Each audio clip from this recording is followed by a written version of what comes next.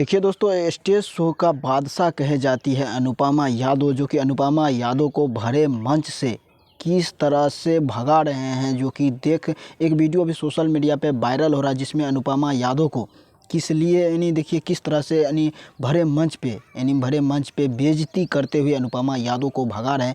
ये किसके कारण अनुपमा यादव को भरे मंच पे भगाया है, आज इस वीडियो में हम बताने वाले हैं। सबसे पहले अनुपमा यादव की किस तरह से बेइज्जती करते हुए भगा रहा है, वो वीडियो सबसे पहले आप लोग देख लीजिए। उसके बाद हम आगे बात करते हैं अनुपमा यादव पे।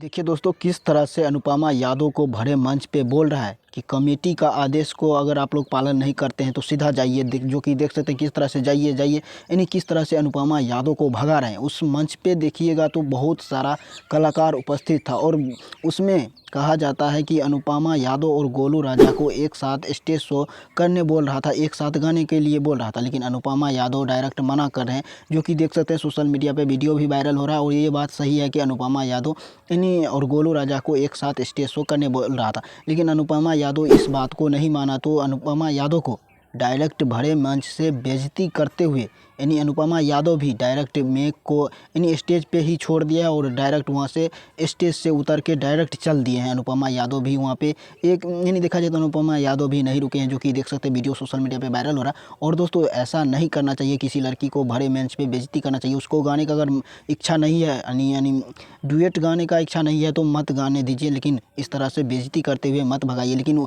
इस बात गोलू राजा भी स्टेज शो किया है। इन अनुपमा यादव के जाने के बाद गोलू राजा स्टेज शो किया, और देखा जाए तो गोलू राजा और बहुत सारा कलाकार उपस्थित थे उस मंच पे। लेकिन अनुपमा यादव पहले गाना गा रहे थे, उसके बाद अनुपमा यादव को डुएट गवाने का कोशिश कर रहा था उसके कमेटी जो स्टेज शो कर रहा था। लेकिन वहाँ पे देखा जाए तो वो अनुपमा यादव करने के लिए इच्छा नहीं थे, इसी के कारण वहाँ पे विवाद हुआ।